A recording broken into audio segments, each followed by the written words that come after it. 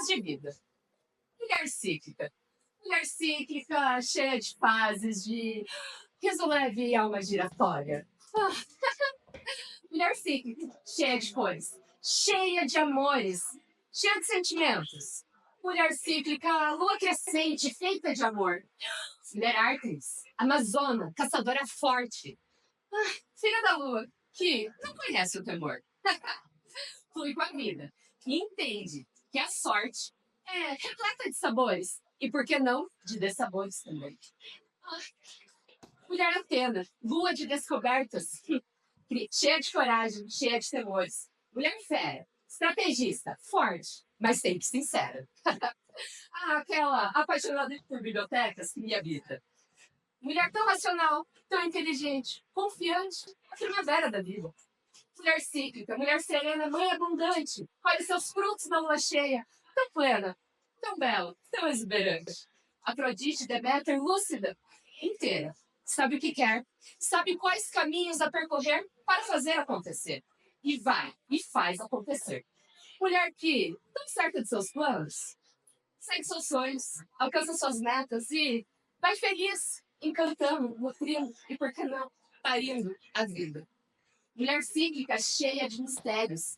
Magia da vida. Mergulhe em si mesma e não teme se encontrar. Se precisar morrer, morre. Desce aos seus infernos e volte, mas volte como rainha do lugar. Mulher Perséfone, que segue a sua intuição. Bruxa poderosa, dança conforme a própria vida, faz o que quer. Ela mesma é sua própria paixão. Mulher que, entre fogueiras e mistérios, desvenda a si mesma. E não tem medo, se precisar enfrentar e contrariar às vezes o coração. Mulher tecelã, a sábia, a anciã. Então, mulher tão sábia, tantos anos vividos, revela segredos da linha da vida. Não teme a morte, compreende a sorte de seu papel. Cabelos de neve em dias de sol são traços de glória, de uma vida bem vivida. E linhas que contam a trajetória de uma mulher e seus ciclos da vida. Que dança jovem a velha ciranda, daquela magia da lua ser filha? Então, que tece velha a nova mandala, e com amor partilha sua sabedoria. E assim como é rainha no Olimpo, a minha vovó é rainha na minha família. Mulher cíclica, mulher que, como a vovó já dizia, não precisa abaixar a cabeça e não precisa arredondar o pé. Mulher cíclica, como mamãe já ordenava, não abaixa a cabeça para homem, Jéssica, e não tenha medo de ser brava. Valeu, mamãe. Mulher forte, mulher gentil, mas selvagem, que em mim habita. Tem raiz forte, tem força e tem coragem, e sempre moldou a própria sorte. Mulher cíclica que aceita os mistérios de viver, mas honra os presentes de morrer. Mulher que, destinada socialmente a ser coadjuvante, por um deslize da vida, foi criada para ser forte e dominante. Então, mulher cíclica finalmente entendeu o seu papel, abençoou sua vida e o pedido fez sucesso. Nesse momento, a avó do universo olhou e sorriu. E mulher cíclica, nunca mais coadjuvante, mulher inteira e confiante, mulher protagonista. A Hamilton Chance.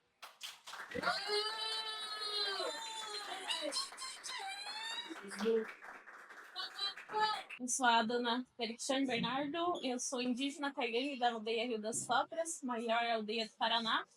Eu sou, filha, neta de artesãos, sou artesã também quando dá tempo e estou no 3º ano de medicina da Unioeste. Boa noite a todas, todos presentes. Eu sou a Luane.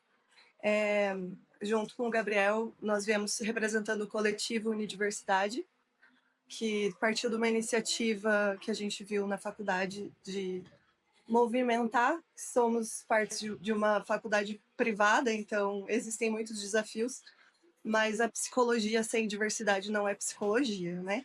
Então, por isso que estamos aqui. Não sei se vocês...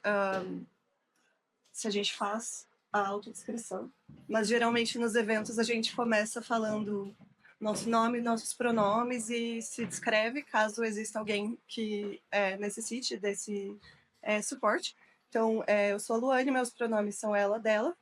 Eu estou usando uma calça preta, um All Stars preto, uma camiseta do coletivo Unidiversidade, e um cordão, que eu sou uma mulher autista também. E acho que é isso. Então, como ele apresentou, eu sou o Gabriel. Meus pronomes são ele dele. Fazendo a descrição, eu estou de uma calça preta, a camisa do coletivo, um casaco preto, um coturno preto, um coturno preto também nos ombros. Estou usando óculos, sou um homem trans branco. E junto com a Luane, a gente decidiu idealizar a ideia do nosso coletivo, que originalmente ia ser um coletivo LGBT, mas a gente entendeu que seria muito mais proveitoso se a gente fizesse um coletivo que fosse englobasse toda a diversidade. E aí a gente atua há um ano, basicamente, na nossa faculdade, trazendo temáticas sobre a diversidade junto com a psicologia.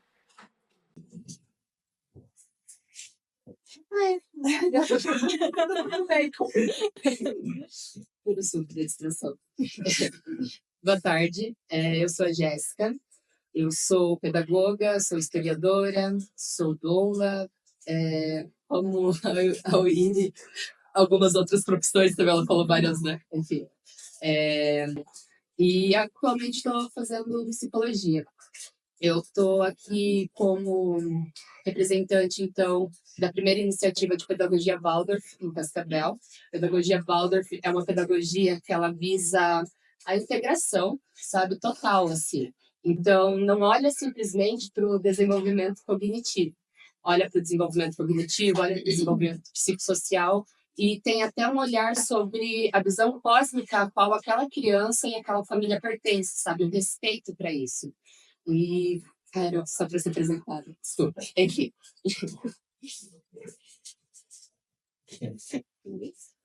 Eu sou a Pamela, eu sou formada em Educação Física, mas eu não atuo na área. Eu trabalho na assistência social, sou piscineira de artes e artesanato e grafite, lá no Eureka, em Santa Cruz. Assim como a Jéssica, eu também sou formada em terapias holísticas, em arte-terapia, ginecologia natural, círculo de mulheres, reiki, enfim, tudo que abrange esse mundo mais esotérico. Eu trabalho com artes faz uns 5 anos, eu dou aula de artes, não tenho uma formação de artes, mas eu acredito que a vida foi me levando para que eu tivesse que encontrar arte no caminho para eu me encontrar. Né? Porque quando eu era mais criança, eu sempre estive envolvida, assim, desde os 8 anos até os 15 anos, envolvida com cursos de desenho, de arte, de pintura, de várias outras coisas. E quando eu comecei a ficar adolescente, ali eu fui me afastando disso, né? Porque eu sou natural de Palotina, então lá a cultura, assim, não tem lá, sim. E eu acho que a Faculdade de Educação Física, ela me trouxe para Cascavel. Não para eu trabalhar com aquilo que eu queria na época, mas para eu poder encontrar aquilo que faz o meu coração vibrar mesmo, que é a arte. Então, hoje, eu me reconheço como artista, né? Apesar de todas as coisas que acontecem, eu vejo que a arte, ela tem esse lugar da gente poder se reconhecer através daquilo que o outro está falando, daquilo que a gente está vendo, das nossas perspectivas, da nossa experiência de vida. Então, eu acredito que, para mim, a arte está nesse lugar. Eu sou o Sérgio, eu trabalho com artesanato há 40 anos, sou funcionário público, estou aí para ver como é que é a pegada. Hein? 40 anos. Nossa, é demais. Tá, eu sou Franciele Mota, eu sou professora do Estado, sou militante negra pelo Rede das Mulheres Negras, sou fundadora e representante do Coletivo Negro, Tempo, e hoje estou aqui para somar com essas falas incríveis. Quero falar também que sou uma mulher negra retinta, estou com roupas paleta terracota, sei lá.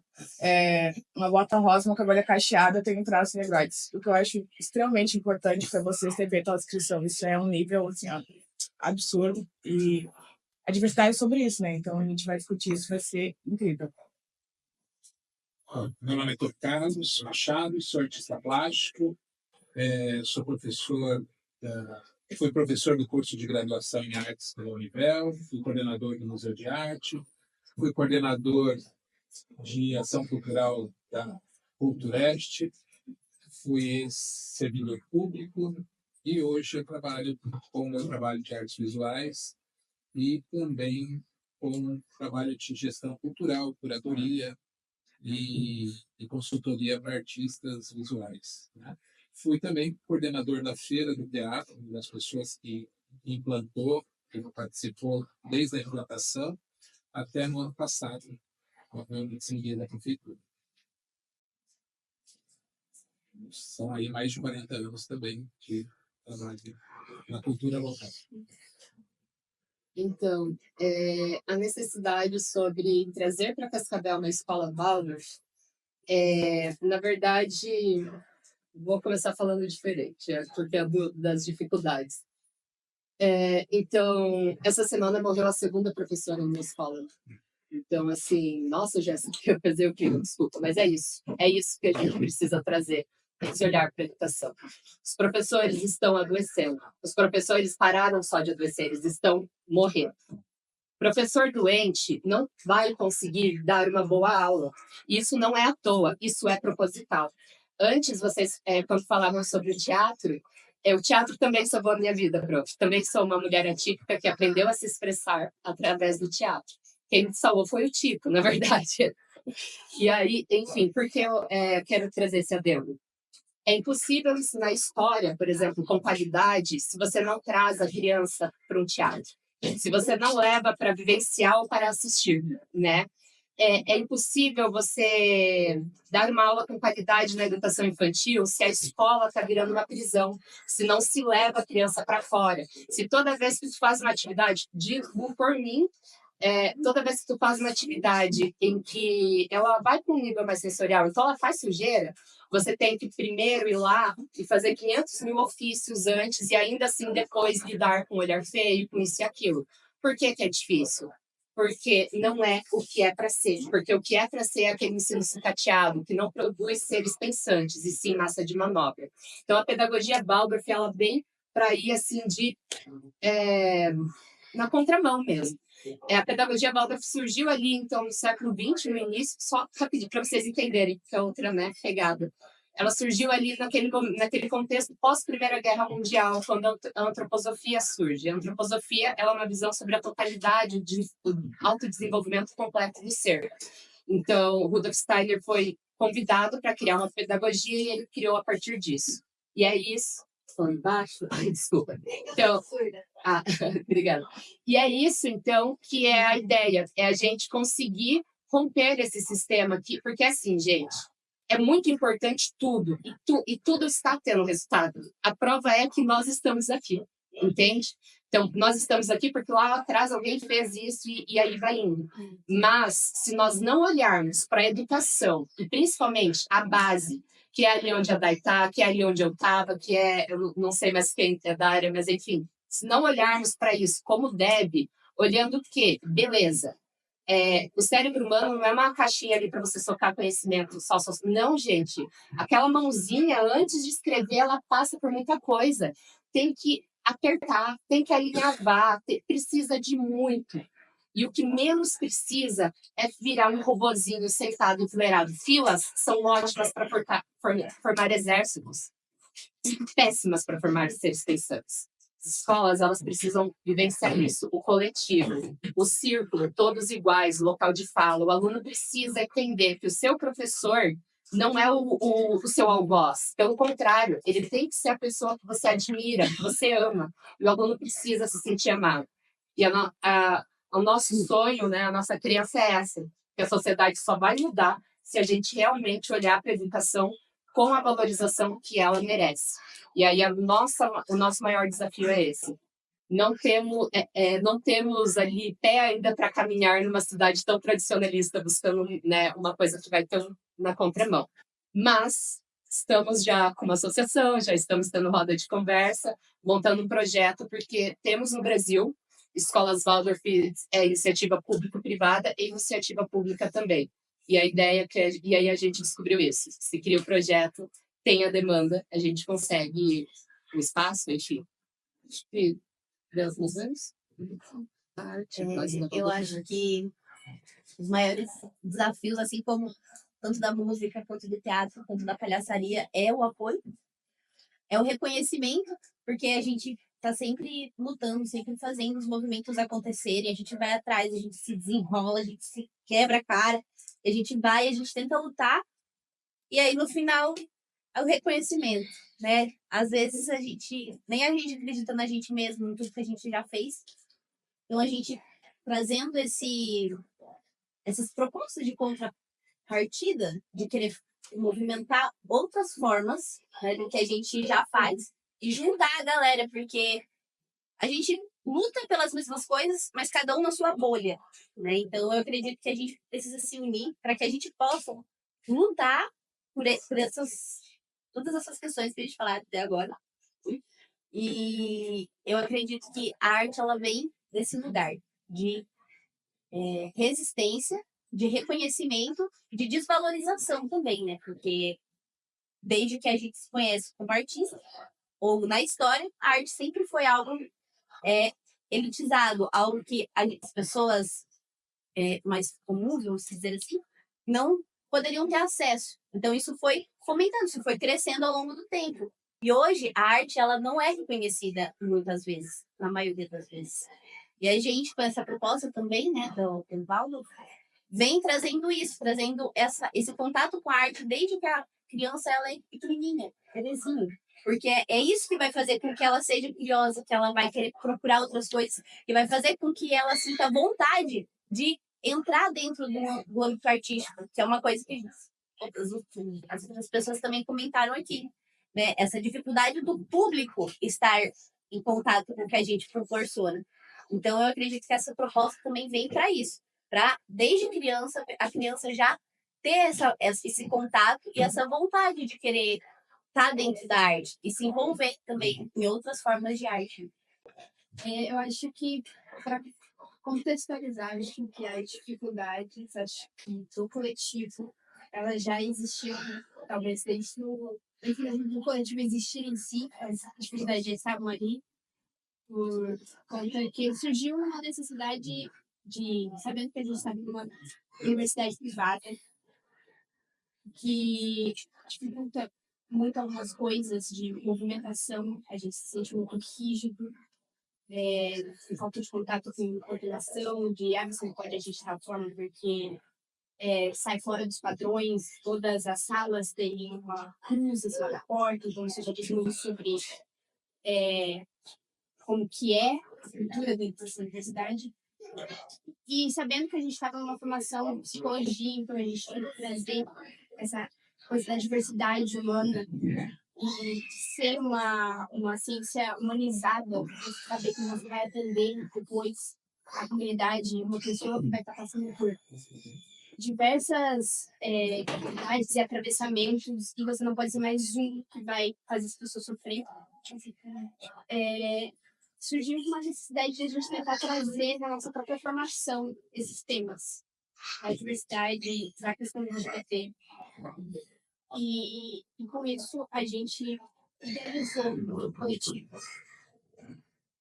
E é muito difícil por causa da questão realmente de que as pessoas não se sentem abertas a escutar realmente o outro e tentar mudar o seu pensamento.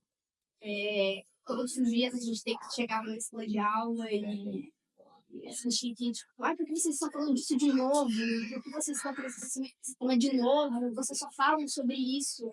Mas se a gente fala só sobre isso, é porque a gente tem uma necessidade muito grande, porque não está fazendo diferença. Se o que a gente falou até agora não mudou, então a gente tem que continuar falando, a gente tem que continuar agindo. Então, as dificuldades são nesse sentido. Acho que é um pouco de essa necessidade de a gente se unir, de deixar de se sentir meio ilhado no nosso curso ou na nossa bolha de amigos, e tentar achar formas de melhorar tanto a nossa formação como a nossa construção como pessoa mesmo. Acho que é meio que isso. O Gabriel falou basicamente o porquê, né? A gente decidiu começar isso e é muito frustrante todo dia você tá na sala de aula ouvindo de pessoas que serão futuros profissionais da psicologia tendo falas capacitistas, LGBT-fóbicas, racistas, ou quando a gente traz alguns questionamentos de poxa, nesse auditório que a gente está hoje, a luz está piscando. Eu, enquanto uma pessoa autista, isso me dá dor de cabeça. Quando vai fazer grupo, gente, por favor, não arrastem as carteiras, levantem, né? Porque o barulho, a gente sabe a questão dos estímulos. Parece que entra por um ouvido e sai pelo outro. Ou outras situações, assim, nós temos na nossa sala 2 pessoas trans que afirmam e reafirmam seus pronomes, seu nome todos os dias e ainda acontecem erros. Gente, a gente está no 3º ano e ainda erram o pronome de colegas que eles veem todos os dias. Teve uma aula também que a prof foi em História da Psicologia, foi no 1º ano, e a prof trouxe um assunto, a gente estava debatendo e foi pontuado, né? A questão do racismo, quantos profissionais, quantos psicólogos a gente encontra, quantos professores que nós temos que são pessoas negras. E aí a gente tem que ouvir comentários, né, de colegas, tipo, mas isso não é uma questão, sabe? É muito frustrante, tá? O tempo todo passando por esse tipo de coisa, já é bizarro na sociedade no geral, mas pensando na nossa formação, né, enquanto psicólogos, eu acho que foi esse gás que a gente teve de começar. E como ela comentou, desculpa, eu não lembro o seu nome, Pâniel, sobre a gente acaba se importando com os nossos recortes, né? Então, até talvez no início, quando a gente pensou, vamos fazer um coletivo LGBT, e aí uma das professoras falou, vamos ampliar, vamos fazer um coletivo da diversidade, né? Até para talvez burlar e ter uma aceitação um pouco maior pela instituição, mas também para a gente conseguir falar sobre essas interseccionalidades, porque a dor de um homem branco gay é muito diferente do que uma mulher lésbica, do que uma pessoa trans, enfim, existem recortes que precisam tá sempre ali, a gente precisa se atentar a isso, e como o Gabriel falou, para que a gente não cause nesse sujeito que já está em dor, para que a gente não seja a causa desse sofrimento se intensificar ainda mais, né? E outra coisa que eu acho que eu gostaria de pontuar, e que foi um grande insight assim, que eu tive hoje, quando Jéssica comentou a questão do teatro, quando a professora Maia. Quando a professora Maia também trouxe, eu até fiquei emocionada porque eu fui uma autista diagnosticada aos 31 anos, que aos 11 fez teatro para conseguir falar na escola. Então eu percebo que é uma coisa muito... Assim, a gente acha, nossa, eu passei por isso, foda, né? Mas existem várias outras pessoas que passam, então às vezes esses momentos de coletividade, né, nos permitem. Enfim, é muito difícil, mas saber que a gente está tentando fazer alguma coisa, né? E acho que para finalizar minha fala, que não sei em quanto tempo tá. Gente, desculpa minha voz, eu tava sem voz até as 2 da tarde, tá? Acho que eu tinha que falar hoje, né? Mas sobre essa questão dos recortes, me lembrou de um poema, e como hoje é sobre arte e diversidade, eu acho que vale a pena pontuar. Provavelmente vocês já conhecem. Eu também sou da área das letras, então não tem como eu ignorar isso, né? Mas primeiro levaram os negros, mas eu não me importei com isso, eu não era negro. Em seguida levaram operários, não me importei com isso, eu também não era operário. Depois prenderam os miseráveis, mas eu não me importei porque eu não sou miserável. Depois agarraram os desempregados, mas como eu tenho meu emprego, também não me importei. Agora estão me levando, mas já é tarde. Como eu não me importei com ninguém, ninguém se importa comigo. Acho que é isso, das dificuldades que a gente enfrenta com o coletivo. Então, a nossa dificuldade, que eu acho mais do artesanato aqui para Cascavel, seria a questão pública da falta de apoio mesmo. A gente não tem oficinas nas escolas, e quando tem as oficinas das escolas, os artesanatos que são oferecidos, as oficinas, Não é que eles sejam pouco interessantes, mas todos os anos são os mesmos artesanatos. Não tem uma diversidade de trabalho, não tem um plano técnico de trabalho em escola, em nenhum outro tipo de lugar onde poderia ser oferecidas oficinas de artesanato. A gente precisaria de lugares de barracões, não só na vila, né? Porque conforme a gestão aqui da cidade de Cascavel, eles querem levar a arte para a vila, mas para falar a verdade, para evitar que o artista suba da vila para a cidade, para o centro, onde tem que ser visto. Então, a gente precisaria de várias políticas públicas que agissem dessa forma, mas o artesanato aqui, hoje em dia, em Cascavel, o que ele é voltado? Ou é alguma secretaria, e quem quer trabalhar com arte, isso eu falo para quem fala abertamente, para ser artista você não pode ter limite. E aqui é uma cidade de limites, onde a prefeitura ela impõe um teto para você. Quando você bate a cabeça, você vai se encarangando, ou você sai e procura uma outra metodologia de trabalho, ou você fica refém deles. Então é uma covardia que faz com a gente, que não incentiva, e principalmente o artesanato. O artesanato que eu produzo, eu comecei há 40 anos atrás, mas minha história de artesanato começou desde os 5 anos de idade. Então, eu já tenho uma medida diferente. Eu sei que através da educação, de tudo do artesanato, e o artesanato é uma coisa que ele se encaixa em todas. Ele se encaixa no teatro, nas fantasias do carnaval, em vários nichos. E hoje a gente aqui em Cascavel, aqui, quando se fala de artesanato, eles acham que você tem que ser direcionado para a economia solidária, onde só ensinam a produzir as mesmas coisas. A gente não quer produzir boneco de palha porque aqui é agro, que é uma porcaria isso aqui. A gente quer produzir, sério mesmo, a gente quer produzir coisas que realmente façam um efeito para o artista e não para as pessoas que acham que vão comprar um bom artesanato. A gente sofre com uma falta de incentivo, porque o pessoal aqui eles têm uma lógica que é mais fácil comprar produtos na Havan do que do artesão que produz, que vive na rua. A gente tem que ficar correndo atrás dos direitos. Eu, para vender na rua, eu e minha esposa, a gente está casado há 30 anos, para a gente vender na rua, a gente precisava de um papel assinado pelo secretário para provar que a gente tinha direito através de uma lei federal. Então, é uma cidade que eu falo para você, para o artesanato, não vale a pena, não é? A gente está agora reformulando, a gente faz parte da Feira do Teatro também, a gente está meio que abandonando essa ideia e saindo um pouco da cidade, porque a gente viu que a cidade não muda. Ou você se muda, já foi proposto para a gente, ou a gente muda o nicho, ou muda de cidade, ou a cidade ela não permite que você cresça. E isso são de vários. Os depoimentos que são colocados aqui, você vai fazendo uma linha, é o seguinte, é o teto que o serviço público coloca para todos nós aqui. É o teto que, se a gente não se enxergar, que está se encarangando embaixo desse teto, você não vai ter como ser um mantenedor da sua opinião, que é de artista e de evolução constante. E é isso. Um complemento aqui, né? Só uma realidade que aconteceu essa semana. Eu dou aula de artesanato na assistência social, então eu recebi uma notícia ontem que os meus planejamentos de aulas estavam muito longos, que minhas aulas deveriam durar apenas 2 semanas. E aí eu fiquei assim, como que eu vou desenvolver em 50 minutos alguma coisa que vai durar só 2 aulas de 50 minutos, sendo que, tipo assim, o processo artístico é sobre isso, é sobre a criança se descobrir através da arte, é sobre ela poder se expressar da forma que ela consegue, para ela saber o que ela vai gostar, o que ela quer fazer, como que ela vai se expressar no mundo.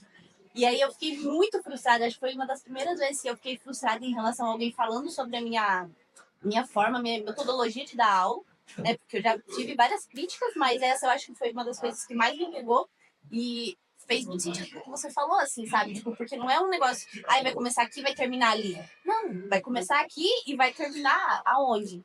A métrica que eles dão. Ou vocês andam com a gente, ou vocês não andam. Exatamente. Então, isso não vale para o artista. Para o artista, como pensante, que é todos os artistas, tem uma lógica diferente da vida, que é você não pode ter limite como artista. Esse limite, quando é dado para você, você faz o quê? Então, você sai do teto. Ou a gente muda, ou não vai mudar o poder público, não se enganem. A gente já se enganou bastante, já. A gente foi muito... a vereadora Bia estava aqui, a gente conta sempre com ela, com o apoio dela, que é uma pessoa voltada para a cultura, mas nos dias que a gente andou lá, tentando ver a questão da Câmara lá na prefeitura, é um açougue, né? Várias propostas onde incluem o que é deles, para o povo nada, para o povo é isso aí, coxar e ficar no canto. Vai você que eu vou falar porcaria. Eu acho que, né, eu não falei no início, mas eu faço artesanatos, né, indígenas. E acho que uma das maiores dificuldades é de encaixar na rotina, né, do meu curso e a arte. São duas coisas incríveis, né, medicina e arte. E também são duas coisas bem diferentes e bem difíceis de manter, como todo mundo aqui já teve seu relato, né? A arte é difícil de manter, ainda mais difícil de encaixar na sua rotina. E também, né, como já foi falado, Cascavel não tem como. E tem bastante racismo, é bastante colonialista. É uma das coisas que eu mais enfrento, o racismo, sempre. Talvez não diretamente, indiretamente, de todas as formas. E ainda mais, né? Sendo artista, as pessoas querem impor isso que o Sérgio falou, a sua arte é assim. Eles querem impor sobre a nossa criatividade. Exatamente. Já também, né, de uma forma bem racista. E ainda mais também, né, num curso bastante elitizado, que é a medicina. E eu acho que isso é uma das minhas principais dificuldades aqui, né? Vindo morar para cá, deixando minha aldeia, minha família, e ainda tendo que enfrentar tudo isso. Legal, realmente.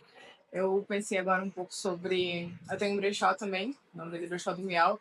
Eu penso muito sobre artesanato e o que a gente faz, mas onde entra também a sustentabilidade. Que a gente fala muito sobre aproveitar os recursos, que artesanato também é isso, né? Não, é totalmente isso, na realidade.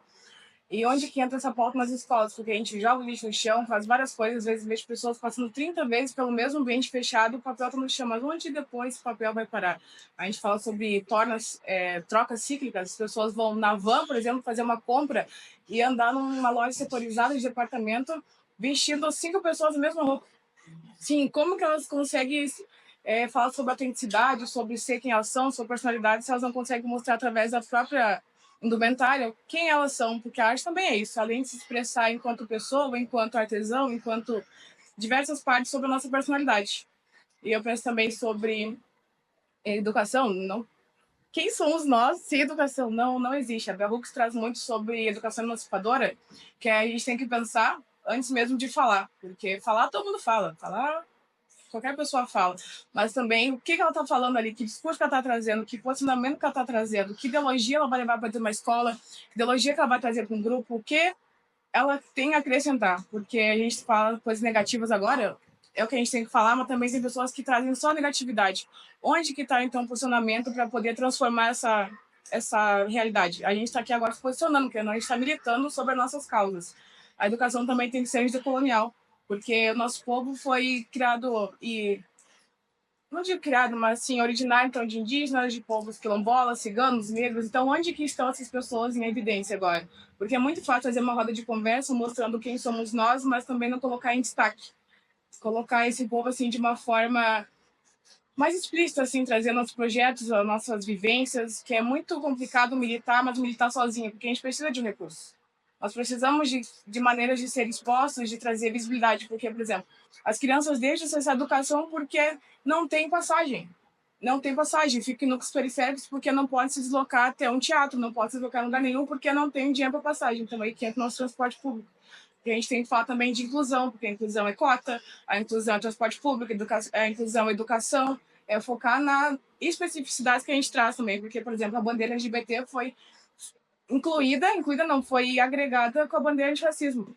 Não, assim, é uma coisa absurda, porque a gente tem vertentes totalmente diferentes nesse contexto que uma não vai conseguir abraçar a outra. A gente tem um foco, tem um funil ali, mas são falas totalmente diferentes nessa parte. Imagino também que, como todos nós sofremos o tempo todo, não cabe ficar falando só disso. Só do que é ruim, porque acaba dando pauta de pensar que nós somos um grupo, além de ser uma minoria, só marginalizado, sendo que a gente consegue somar muito mais que as pessoas que estão na Câmara, são pessoas que ocuparam a presidência, são pessoas que ocuparam cargos que não têm vivência, não tem personalidade, não tem, parece letra, não é parece, as pessoas dependendo agora hoje não tem letramento racial mínimo para poder entrar como pauta de discussão, como estar numa roda e não souber nem o que fala, precisa de uma outra pessoa para poder montar um discurso para ela entender do que nós estamos falando. Então, vamos agregar esse discurso que a gente tem agora, essas falas que nós tivemos agora, que a gente possa repercutir isso, né? Além de trazer nesse ambiente e levar para fora.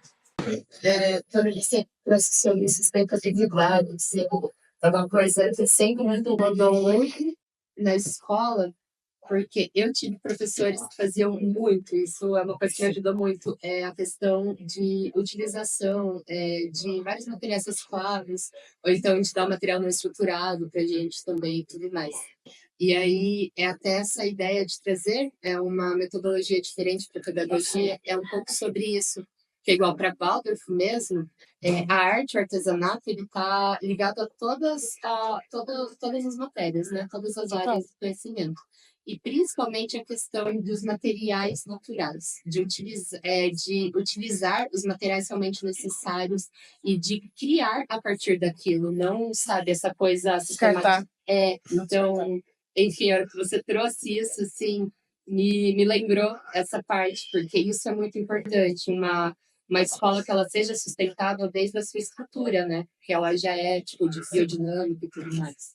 É muito louco pensar nisso, porque antes a gente realmente utilizava recursos sustentáveis, revista, cartolina, e hoje a gente vai para a escola e além de não ter, a gente perde muito acesso porque entramos num processo de privatização, né? Daí, ensinar cidadania e civismo é mais importante do que incluir uma aula mais de português. Por exemplo, português tem 4 aulas semanais. Em que momento que 50 minutos diário, por exemplo, também vai conseguir explicar para uma criança o porquê de alguma coisa, sendo que tu leva 20 minutos só para acalmar elas? Porque sexto ano, o negócio não tem. Às vezes tu quer sair porta fora e dá um grito. E aí, só lá falando com eles, assim, mas por que isso? Porque aqui tem coisas que eles não sabem em casa, porque eles não têm tempo, os pais não têm tempo, essa situação de tela, e enfim. Preferem dar uma tela para a criança do que colocar numa escola de arte, do que colocar no balé, do que colocar numa aula de música, de violino. Tem tantas crianças que têm muito interesse, só que não tem tempo. E a gente coloca coisas na escola que, não sei, a gente pode aprender em casa? Educação básica vem de casa, né? Então, a escola, assim, é o tempo de aprender outras coisas e não tem como professor ter tempo para isso, não tem saúde mental. É impossível conseguir unir todas essas coisas sem saúde mental. Não dá?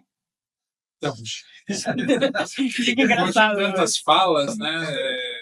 Me veio à cabeça a questão de construção, né? Construção, memória, preservação, resiliência. Eu, como participo aqui de Cascavel desde 86, quando eu fui para cá, e que fui implantar, participar da implantação do serviço do SESC fixo aqui em Cascavel. Fiquei durante 3 anos, depois fui para a prefeitura, larguei o SESC para ir trabalhar na prefeitura dentro da área de cultura, esporte e turismo. E nessa época, nos idos de 89, houve uma revolução muito grande na cidade em termos de cultura, né? O que era antes algo deixado de lado passou a ser um das focos principais da secretaria, que juntava cultura, esporte e turismo, né? Passou a ser o chefe, antes era o esporte, aí passou a ser a cultura olhada de uma outra visão, né? Uma visão mais específica. Foram aí que surgiram vários dos equipamentos públicos de cultura, com exceção do Gilberto Maia, que era o único que existia, a biblioteca também não estava no Gilberto Maia, o museu também não estava, e foi aí que começou uma grande revolução cultural na cidade. De lá para cá, foram já quase 40 anos, né? 38 anos de evolução. Então, eu vejo que é muito importante hoje ver aqui jovens que estão em diversos segmentos de maneira autônomas, né? Independentes, e que nós temos que ser claro, muitas vezes a instituição pública ela não vai ter condições de abarcar isso daí. Nós estamos vivendo momentos diferentes. O mundo todo está deixando de ser um sistema onde o Estado vai estar presente para viver, para ir para um estado de empreendedorismo, de neoliberalismo, né? E é necessário resistir em certas coisas, né? De manter-se a tradição, de construir uma história que dê uma identidade para nós, né? Para não se perder nessa coisa global, né? De uma identidade pasteurizada, de uma única forma de corpo, de uma forma de ideologia de estética, e saber que a construção da identidade é feita pela diversidade, né? Pelo diferente. Por isso que a floresta e também os animais são tão diversos e se completam. Então, eu acho que é preciso se pensar em termos de sobrevivência, de, de como resistir e continuar evoluindo, né? É importante voltar num tempo de tanto radicalismo, né? Tanta dificuldade em dialogar em coisas tão básicas, de radicalismo, não é nem mais o conservadorismo, né? O conservadorismo, eu acho que ele tem uma ideia de se conservar certas coisas, mas está ainda no desenvolvimento. O radical não, o radical ele corta esse elo de diálogo, né? Então, é importante a manifestação cultural em todos os sentidos, seja em qualquer área, né? Eu fui uma das pessoas que batalhou muito para a implantação do Museu de Arte, ajudei na implantação aqui da vinda do MON para Cascavel, das expansões das espaços culturais que teve, porém nós vamos cair naquele lugar que é a grana, né? Como que vai fazer para que isso seja realmente implementado, seja desenvolvido, seja avançar mais isso aí? Então, eu acho que nós vivemos em sociedade, uma sociedade que tem suas organizações. E nós não vamos conseguir, como o Sérgio falou, nós não vamos conseguir grandes avanços se não souber que nós teremos. Se eu vou querer continuar dentro do sistema e jogar com o sistema, entender esse sistema e conseguir avançar, ou se eu vou sair fora, né? Então, são caminhos que a gente precisa estar sempre pensando, populando, fazendo. Eu participei, como falei, da construção também da Feira do Teatro, depois coordenei. Eu acho o trabalho dos artistas, em modo geral, um trabalho extremamente árduo, por mais que as pessoas achem romântico, né? Você é artista, o artista não precisa viver, não precisa comprar roupa, não precisa comer, não precisa ganhar, né? Porque ele faz já o que ele gosta, né? Pô, então, como que você vai fazer isso, né? E até no nosso meio, acho que o maior preconceito está em nós mesmos, na nossa comunidade cultural, artística. Por quê? Quando é necessário se unir dentro do Conselho Municipal para se votar pautas, as pessoas não vão, as pessoas não participam. Claro, hoje nós temos um horário que é impossível de participação. Concordo plenamente com isso, mas é importante que essa ciência de que nós precisamos estar falando a mesma língua. Todas as áreas, a gente está organizado em setorial, mas quem nos impossibilita de eu conversar ali com hip hop, com a cultura urbana, com a dança, com a literatura? Cara, nós precisamos aprovar isso, porque isso vai ser bom para todo mundo, não é só para mim, né? Nós vamos começar com um e vamos multiplicar isso para 10, 20. Por que não? Então, eu acho que é importante entender essa questão do jogo político, é fazer parte dessa construção coletiva, da união, de se pensar diferente da caixinha, tá? Se pensar em espaços onde existem hiatos para serem ocupados, tá? Espaços abertos, ou que também se meta o pé na porta e arromba isso de uma vez. Entende? Então, é importante espaços de diálogo. Eu não fui preparado para falar hoje aqui, você me convidou, eu vim para participar como espectador e obrigado pelo espaço de fala. Eu estou vivendo um novo tempo, né? Como eu falei, fui muitos anos servidor público e era uma incoerência minha se eu estivesse dentro do serviço público e não acreditasse que o serviço público fosse importante para os cidadãos, né? Eu não teria ficado. Então, quem me conhece sabe do meu trabalho, da seriedade, de abrir espaços, de ter diálogo, de se conversar e a gente avançar nisso daí. Então, eu espero que essa segunda Capivari Festival de Universidade ele possa ter mais ecos, né? No sentido assim de se construir novos pares, né? de somar nas pautas primordiais para a evolução da cultura local, né? De a gente conseguir levantar líderes e reforçar esses líderes para que ocupem espaços importantes, né? Como o Conselho Estadual de Cultura, como o Conselho Municipal, que o Conselho Municipal, a Ana não está mais aqui, mas ela falou realmente a figura do Conselho Municipal de Cultura ela foi esvaziada, era um instrumento muito importante de participação popular. Ela tem que ser fortalecida, mesmo que o interesse do governo talvez não seja esse de dar visibilidade. Nós temos que ter força e união para romper isso e para manter-se o diálogo, para entender que não adianta fazer cultura, trazer peça, tal, se não tem ônibus para levar para as exposições. Se a educação não percebe que o museu é um espaço de construção do conhecimento, museu de arte, não é só um museu histórico, não é só aquele único espaço, o Centro Cultural, tem outros museus, né? É importante, nós sabemos que existe mais do que as artes visuais, que existe teatro de diversas maneiras, que existe a palhaçaria, né? Que existem outros movimentos e que estão surgindo aí, que estão se fortalecendo. Eu acho a cena da arte urbana em Cascavel extremamente forte, né? Eu acompanhei ao longo desses anos muitos movimentos, como o movimento do heavy metal, que foi o primeiro movimento aqui antes mesmo do rock, tá? Ou talvez junto com o rock. Cascavel já teve muitas bandas de fundo de quintal de rock, tá? Como hoje, ela tem outros, tem o slam, né? O de poesia, que é uma coisa muito interessante, as pessoas escrevendo, pensando, né? Uma coisa que contramão, digamos assim, de toda uma política educacional no país, que quase se acabou.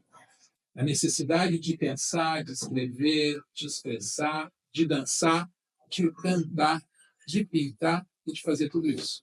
É certo? Minha fala, então, aqui, e eu agradeço a participação. Claro. Nós temos que se unir, eu acho que essa é a palavra. União, construção, memória. Nós precisamos saber quem foram as pessoas que nos ajudaram a chegar até o ponto que está. Que mais que nós queremos? Pensar que o esporte tem 185 espaços culturais, espaços esportivos. E nós temos 6 espaços culturais na cidade. É muito pouco, né? Pensar que a ação social ela tem uma sucursal em quase todos os bairros. Ação social passa pela cultura, passa pela saúde, né? Passa também pelo esporte. Então, nós precisamos ter mais equipamentos culturais, quase como uma UPA. Né? Nós precisamos ter um professor de teatro, um arte educador, nós precisamos...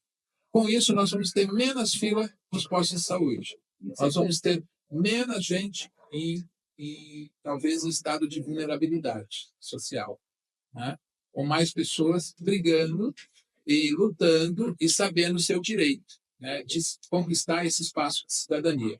Nós não temos espaço de cidadania. Infelizmente, são poucos. Né? Então, isso é importante.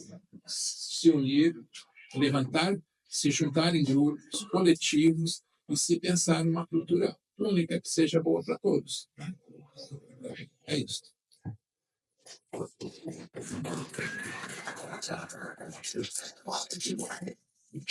Estava esquecendo o que eu vim falar. Fala. Que é um pouquinho, né? A gente falou que tudo É política, mas então essa parte da minha planha, da burocrática, que eu sei que comentar. né? A minha aldeia é do município de Nova Laranjeiras, é um município bem interiorizado, o município é grande, mas a cidade ali é pequena, é tudo bem interior, é tudo bem colonial, assim. E saiu o edital da PENAB, né, do Plano Aldir Blanc, e saiu para apenas uma área e apenas um prêmio. E era um prêmio de 90 mil para apenas uma área e um prêmio só. E obviamente, né, como a gente já conhece a política, algumas pessoas da política, com certeza esse recurso já está direcionado para alguém, por isso que foi um valor tão alto e foi aberta apenas essa vaga. Mesmo assim, Mas daí... isso cabe uma investigação. Isso cabe uma investigação. Denúncia ao Ministério Público. Sim, e eu não vi ninguém se movimentando para isso. A minha aldeia também já tem bastante luta, mas com essa cidade ali é bem difícil de conversar, né? A gente já fala que a nossa fala aqui, das pessoas artísticas, todo mundo, já não é ouvida. Lá é muito menos, e eu fiquei indignada com isso, porque as culturas que tem lá, a maior aldeia do Paraná, com o Caigangue e Guarani, e tem só um plano ali cultural, apenas um prêmio que podia ser dividido, né? Certeza. Com certeza. Mas bastante... vocês podem fazer denúncia com a Sim, ouvidoria do então, Estado, anonimamente. Esses dias mandaram em um grupo, né? Um grupo bem aberto, e um professor, né? Que eu conheço, que ele participou da Lei Paulo Gustavo, foi uma das únicas pessoas que eu vi participando lá. Ele fez um documentário e ele comentou sobre isso nesse grupo e ninguém comentou, ninguém ligou, ninguém falou, vamos nos mobilizar, mas que ia demorar 90 dias para começar a investigar.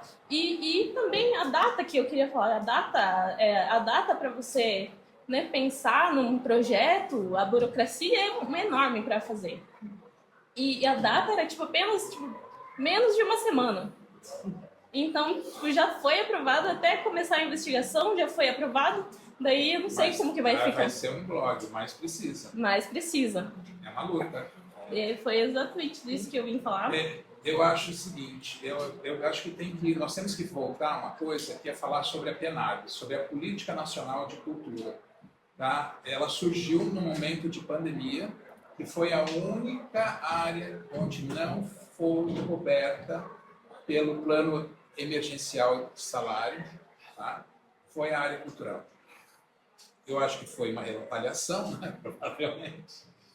Né? É claro, foi uma luta e foi um dos planos e uma das leis mais debatidas naquele ano de 2020, tá? Com vários grupos de estudo, com várias pessoas pensando, gente de muita capacidade, que muitas vezes foram colocados como comunistas, como socialistas, não patriotas, enfim. E a política nacional, ela veio para justamente trazer um novo norte para isso. É importante a gente se formalizar, se organizar e fazer certas denúncias, participar dos projetos, pedir parceria. A PNAB, ela permite você trazer parceiros, né? Não pensar mais só você sozinho. Então, um projeto, por que não chame uma pessoa para fazer a sua produção? Por que não chamar um colega para fazer assessoria, sei lá, cultural, fazer a curadoria? Então, é um valor que ele pode ser dividido, ele é para ser multiplicado, para se criar um novo sistema, uma nova roda, né, contínua, um motor contínuo para a cultura.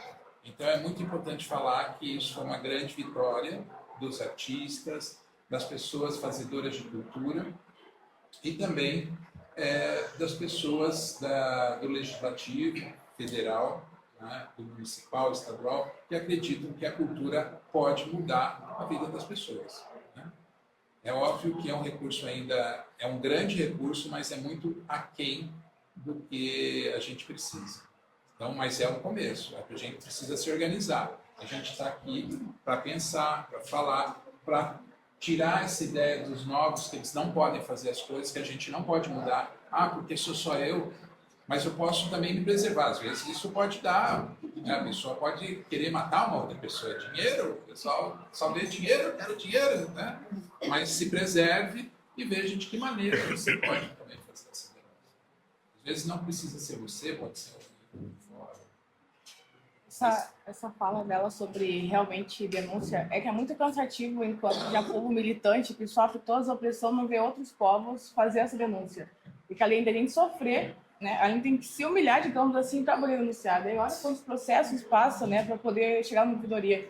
E aí, quando eu penso em conservador, é para além dessa parte, assim, eu penso num currículo decolonial, porque a gente vai para as escolas e imagina que o dia do índio já tá errado.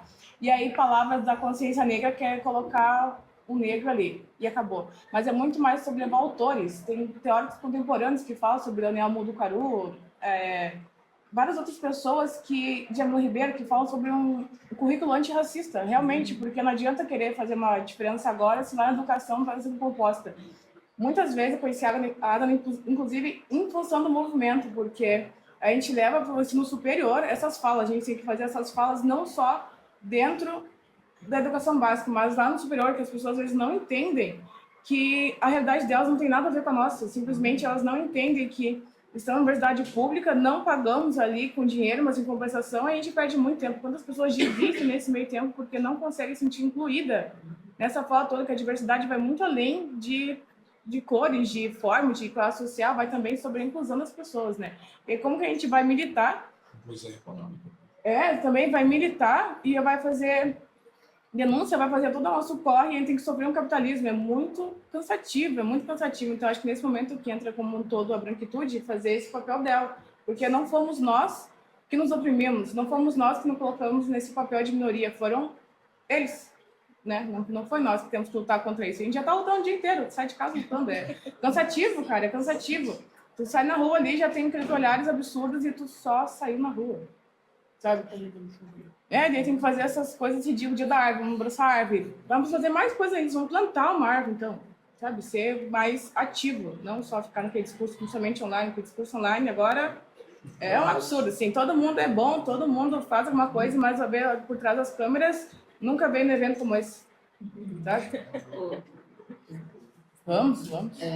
Falando sobre a questão da educação e, cara, como é difícil. Eu lembro, assim, quando eu trabalhei numa escola, obrigada, não faço nome privado aqui na cidade, assim, um dos motivos, assim, de eu entrar em embates era simplesmente o fato de eu não aceitar falar sobre a invasão e a colonização do Brasil daquela forma mítica, né? Uhum. Assim, e eram, assim, embates, assim, que chegava a ser ridículo, assim, você olhar e uma diretora falando para você, vindo você, tipo... Cadê as câmeras? Exato. Ou então, por exemplo, coisas simples, assim, às vezes usando a própria apostila, eu vou falar de novo. A própria apostila, em 2022, eu fui acusada de estar doutrinando crianças. Com a apostila escolhida pela escola, extremamente... Entende? Assim, então, é exatamente esse, assim, aonde pega. E aonde que a gente consegue. E, cara, é muito pouquinho, assim. É muito pouco. O ano passado, o que deu de briga de... Eu não sei se deu nas escolas, mas no CMEs deu briga, assim, de professor berrando com coordenação, porque foi explicado, por exemplo, que o Menina Bonita do Laço de Fita não era mais para ser passado em sala, porque era ofensivo, sim, e demorou para ser colocado, explicado que era ofensivo. Deu briga, deu discussão, e base, sim, teve professor no CMEI que eu estava, que eu vi, e eu denunciei, depois fui convidada a mudar de CMEI, mas é isso, tá tudo bem, que passou o vídeo, que leu a história, e assim, gente, foi explicado. Não foi algo como se não tivesse tido. A gente teve uma aula sobre isso. E, enfim, então é muito sobre realmente, assim, parece que até quem está lutando para mudar a estrutura da base já é boicotado e é proposital, tá ligado? Enfim, não sei. Mas essas mudanças sociais, elas não são imediatas, né? Elas são longas. Então, nós sofremos agora, recentemente, uma desconstrução de todo um processo evolutivo.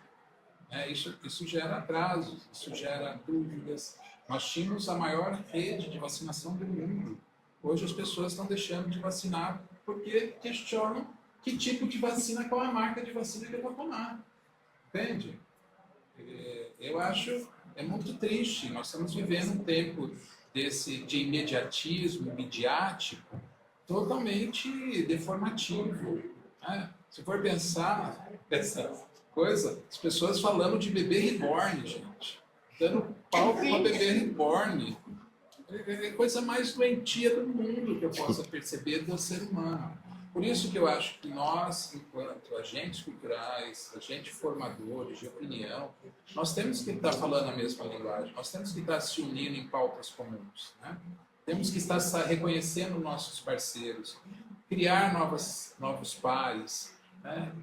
Eu acho que é a rede, formar rede, entende? Formar rede de apoio, formar rede de conhecimento, né? Construir isso. Acho que nesse momento só a educação salva. Desculpa interromper vocês, mas a gente está com o prazo bem adiantado e está com uma chuva forte e as crianças estão ali.